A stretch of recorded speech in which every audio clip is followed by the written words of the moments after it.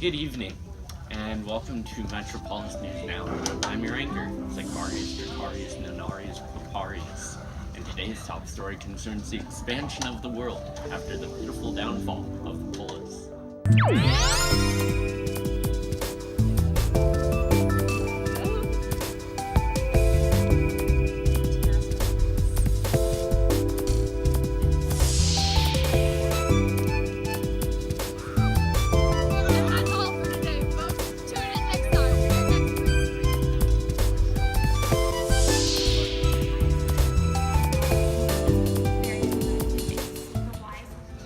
Looking back, we can see that it was the Peloponnesian War that really got the ball rolling, given Sparta's victory over Athens.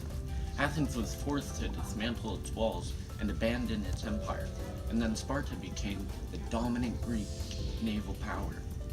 That's wild.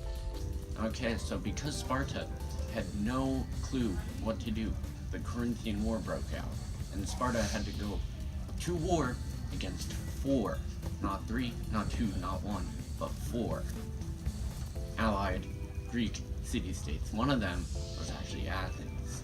But guess what? Athens failed. Again, big surprise there. Bunch of fluffy nutters over there in Athens.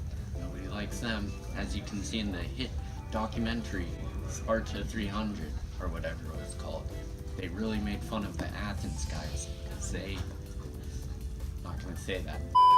Because Sparta had no clue what to do, the Corinthian War broke out, and Sparta had to go against not 2, not 5, but 4 allied Greek states, one of them being Athens.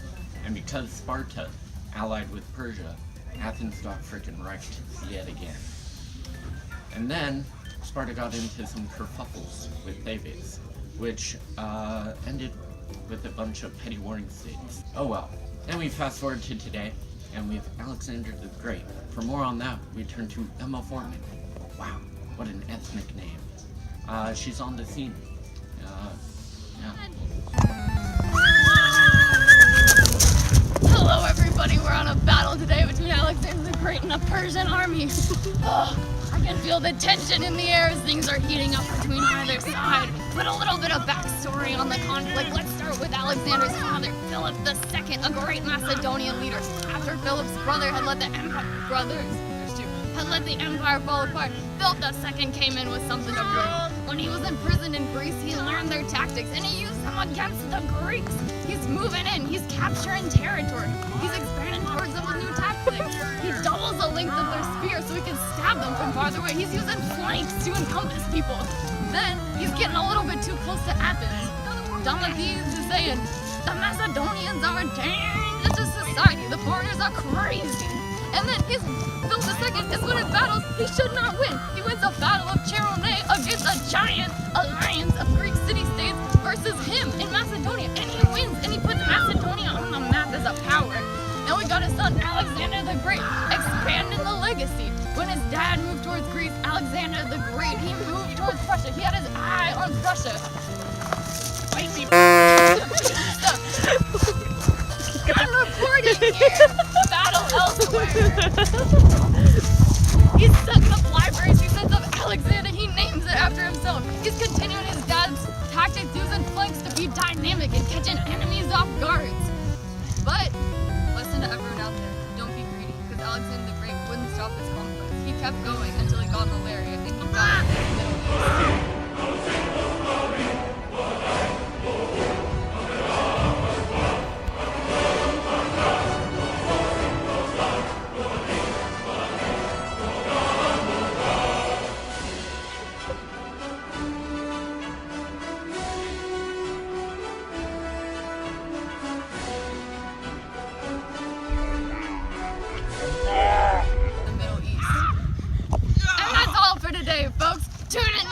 For your next great Greek battles. That's gnarly. That Alexander guy is a real easy boy. Now, after the wars between the states, there came many social and economic issues. The issues being that everything sucked. To comment more on this, I'd like to introduce Marquelis Sanchulis to my show, senior economist at B. Florida. Hello. Hello. Thanks for coming to my show. Thank you for inviting me. Yeah, of course.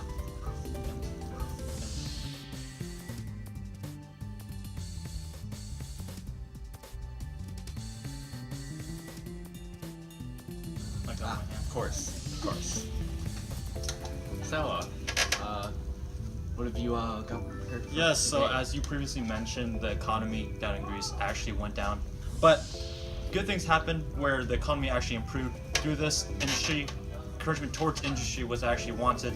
And through this, harbors were improved, and places like you mentioned, Alexander, from the conquest he had, most of them were, all the hubs, all the central cities were actually become hubs for culture and trade. Culture and trade. Exactly. You heard it here first, folks.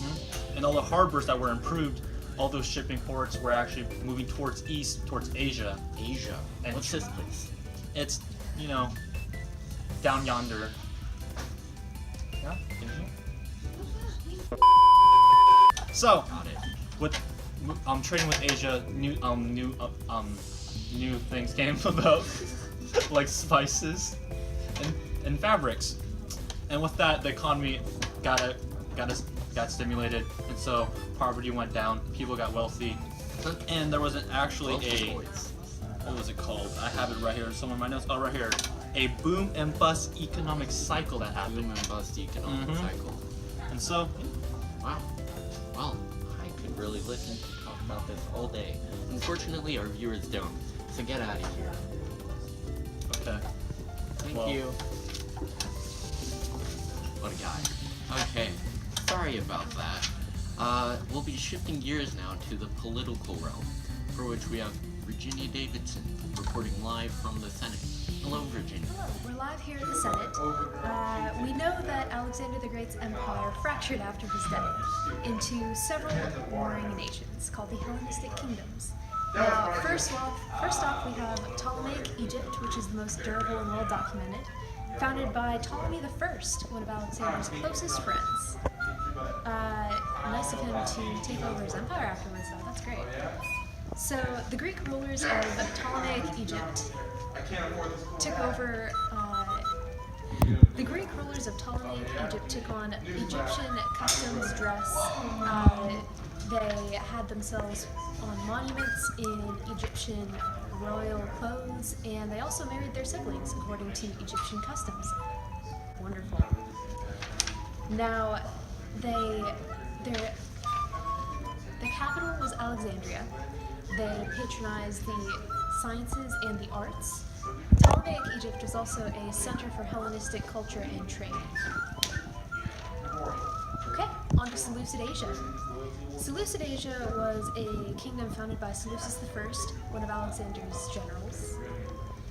He was given Babylonia and expanded westward on his own into the Near East. It was also a center of Hellenistic culture.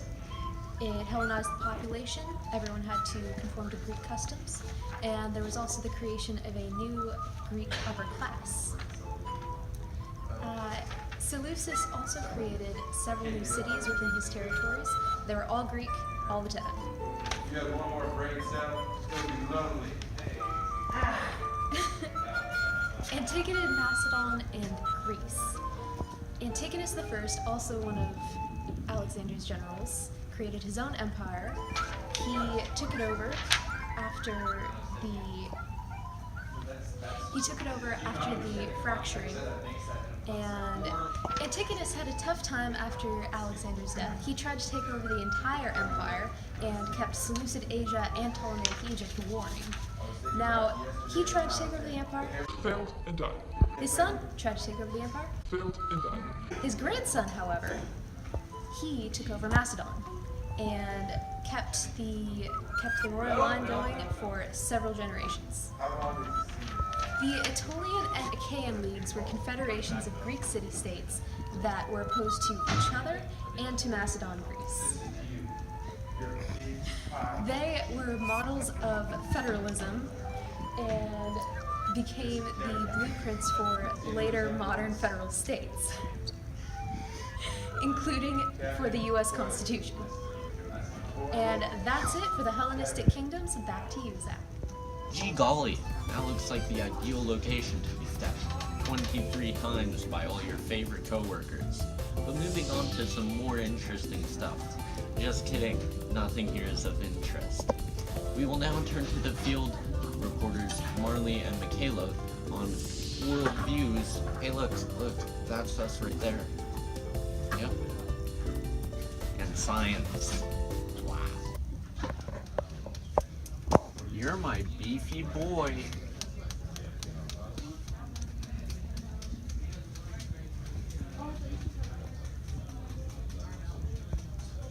Welcome.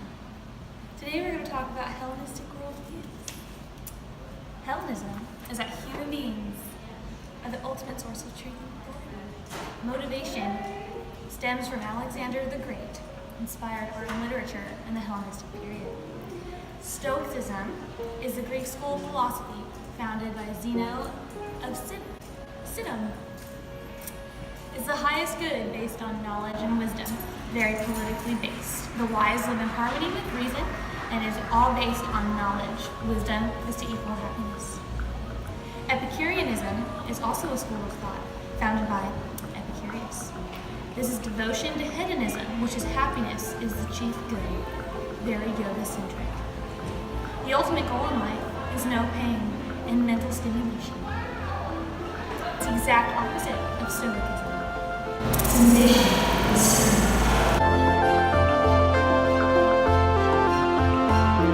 So, we're going to talk about science, my favorite. So the origins of Greek science are based in Mesopotamian and Egyptian sciences. Mesopotamia developed metalworking, glassworking, textile, water storage, and irrigation, which was vital to farming, which is what most people did. The Egyptians, they did healthcare because they were super vain. They really tried to make themselves look beautiful and have really good breath. They failed miserably. They all stunk. They just tried really hard. They like to look at themselves in the mirror. They made mirrors. They also built really big triangles in Singapore, which was the start of that. And so, coming into the Greeks, they improved on those technologies. So first we have astronomy, math, and geography, which is going to be by, I think, 3 men. So the first guy is Aristarchus of Samos, and he discovered that the Earth has an axis, so we're all spinning. He also started the heliocentric theory, which is really important, coming into the scientific revolution later in time. So then there was Euclid, who also did the fancy other heliocentric worldview. He studied at the Platonic Academy. He's the father of geometry.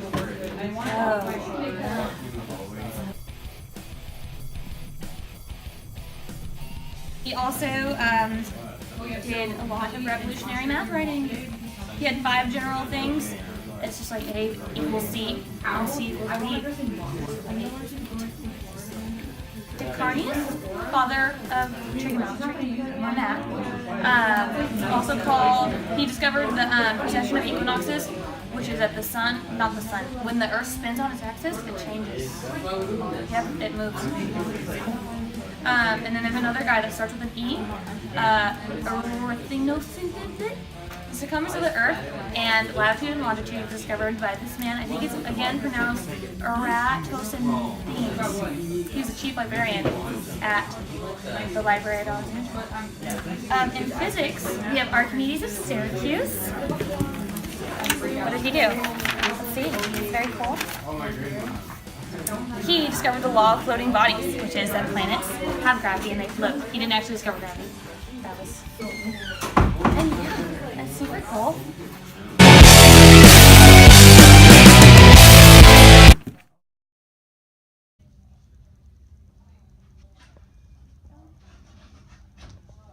I don't get why any of this matters. We'll be gone by 146 BC, when we're taken over by the Romans.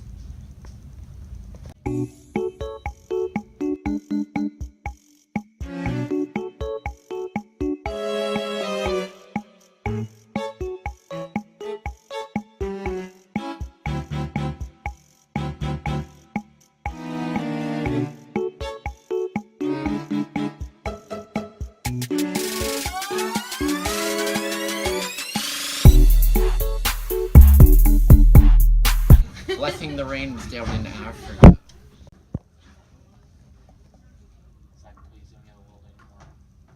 good outtake material. What even is this place? It hasn't been discovered yet. What? The world's flat. Wait a second. Okay, do it like that. That should be your ending It's your ending. to our section. Okay. What is this blasphemy? The world's flat.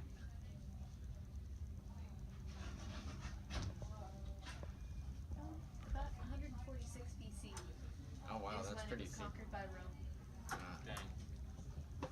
Even that will be gone by 146 BC. You heard it here, folks. Taken over by the Romans. Wait, was that recorded? Okay, cool. I don't get why any of this matters. We'll be gone by 146 BC when we're taken over by the Romans.